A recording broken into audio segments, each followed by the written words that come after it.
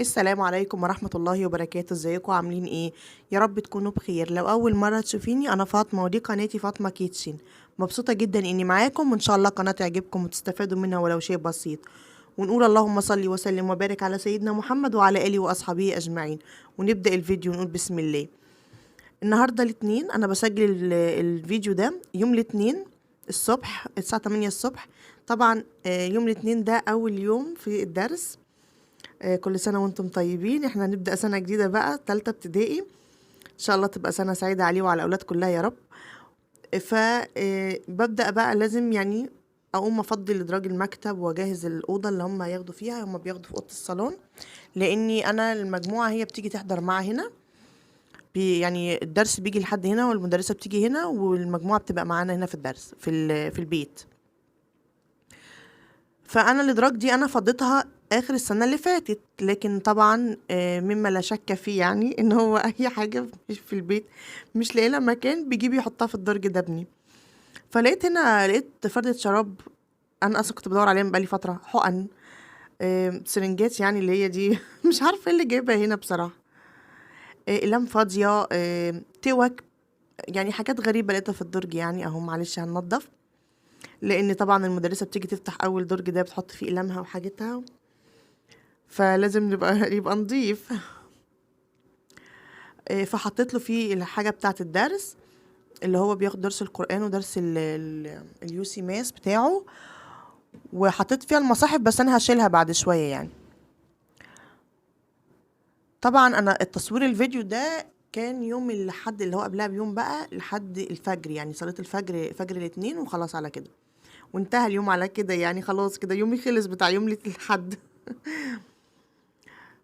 دي كراريس دي محدش يقولي ملهاش لازمة بصراحة، لأن أنا محتفظة بكراريس ابني من ساعة ما كان في KG1.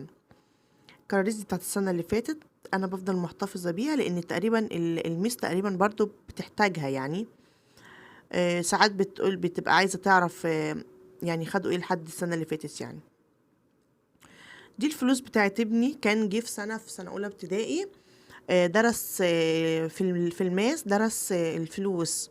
كان عليه الفلوس وجمع الفلوس وكده. فجبنا كتاب ملخص خارجي، يعني لقينا فيه الفلوس دي جاية هدية معاك كده، فهو محتفظ بيه من ساعتها بقى. وبتعامل ان هي الفلوس بتاعته.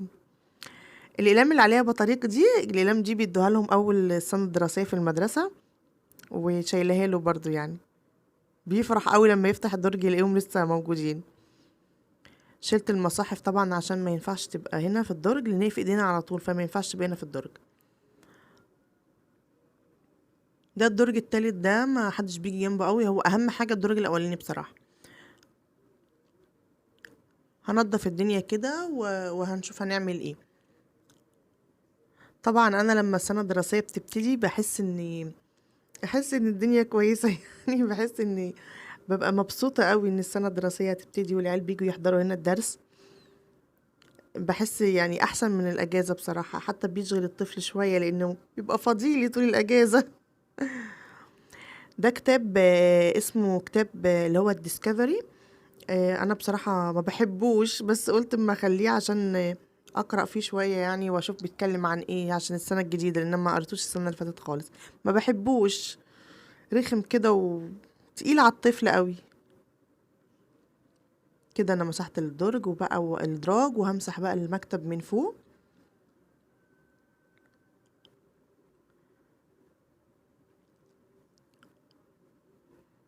كنت شلت السجادة وقتها، وقبل ما امسح يعني كنت شلت السجادة وبكنس كده الأرضية نظيفة ما فيهاش حاجة، لأن أوضة الصالون محدش بيدخلها نهائي خالص غير الدرس بس.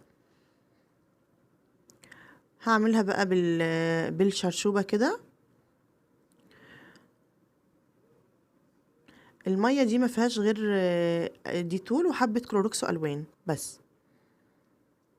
بحب قوي احط كلوروكس ألوان لأنه بيرغي. مش بحب يعني، ساعات بحط كلوروكس أبيض بس مش كتير، بس عشان خاطر الريحة كانوا نايمين فبيبقى تقيل عليهم بصراحة كلوروكس الأبيض يعني. مفيش طبعا غير بنتي بس هي اللي كانت قاعدة، تمارا هي اللي قاعدة مأنساني طول الليل. طبعا الحاجات دي يعني الشقة بتتعمل بالليل. بس بعملها بالمكنسة، يعني لازم لما اجي انام بالليل اغلبية الوقت ومعظمه تقريبا بعملها بالليل بالمكنسة. طبعا كنت لميت السجادة فرشتها تاني اهي، بس هشفطها تاني بالمكنسة لان لقيت فيها حاجات بيضة كده ما راحتش من التنفيض. دي الأوضة بعد ما خلصت بقى اهو. ده هما ما بيقعدوش على الصالون، هما بيقعدوا على الكراسي دي. هما ابني وثلاثة كمان. ودي بنتي طبعا قاعدة على قعدت، لازم تقعد طبعا، ما انساني في كل حاجة. دي دور الصالة بقى، يعني الصالة دي بقى انا بشفط السجادة دي بالمكنسة كويس قوي، وبعد كده هلمها، هنفضها وهفرشها يعني، وبعد كده اعمل من تحتها بالشرشوبة وكده، وبعد كده افرشها. طبعا السجادة دي بتلم يعني بشكل مش طبيعي، بتلم فتافيت اكل كده وفتافيت بسكوت وكده، مع اني بتتكنس والله اول باول على طول، بس برضو بتلم كتير.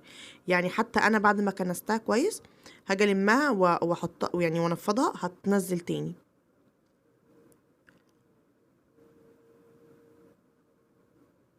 بصوا بعد ما نفضتها لقيتها، بصوا نزلت تاني، الم بقى ده كله، هلمه كويس بالمكنسة، وبعد كده بقى اطلع ارجع اعمل من ورا الكراسي وكده. كفر الانتريه ده مهم، يعني مهم قوي قوي بالنسبه لي مع بنتي الصراحه، لاني كان من غيره كانت مبهدله لي الدنيا، انا لسه جايباه جديد، كانت مبهدله لي الدنيا. فدلوقتي ده لما بتوسخ حتى لو يعني مش لازم الانتريه كله على بعضه، لا انا بشيل ممكن يعني اللي اتوسخت بس اشيلها احطها في دور في الغساله وخلاص، تبقى اريح لي بصراحه. دلوقتي زقيت وكنست من تحت بالمقشه، وبعد كده بعمل بالشرشوب، وهو مش متوسخ من تحته خالص، لاني الكنبه دي الكفر الانتريه ده بيبقى له كده زي ستاره كده من تحت، كرانيش دي، فما بتخليش حاجه تخش جوه اصلا يعني، فما بيبقاش في حاجه، حاجات بسيطه قوي يعني. ممكن منديل، يعني حاجات خفيفه كده، كوره دخلت من العيال ولا حاجه. دي الناحيه اللي قدامها. طبعا انا هعمل نص الصاله معاك، ونص الصاله هعمله لوحدي. طبعا هي الصاله مش كبيره قوي يعني، نص الصاله بس، هي يعني ايه، عملت النص الاولاني ده كده، بصوا ده النص الاولاني اتعمل، النص التاني بقى بصوا هوريهولكوا دلوقتي، بصوا عامل ازاي. فهعمله بقى انا لوحدي نفس ما عملت النص الاولاني كده. بعد ما خلصت كلها بقى كده، وانا بصور الحته دي كان الفجر جدا، هصلي بقى الفجر، وهصلي ركعتين السنه قبل الفجر، وهصلي الفجر وهقرا الورد القران، وهقعد شويه اذكر ربنا، وربنا يتقبل منا ومنكم يا رب صالح الاعمال. وبكده يكون اليوم يخلص، وهنبدا يوم جديد، يكون الفيديو خلص. لو عجبك الفيديو ما تنسيش دوسي لايك، تشتركي في القناة وتفعلي جرس التنبيه عشان يوصلك مني كل جديد، وباي باي.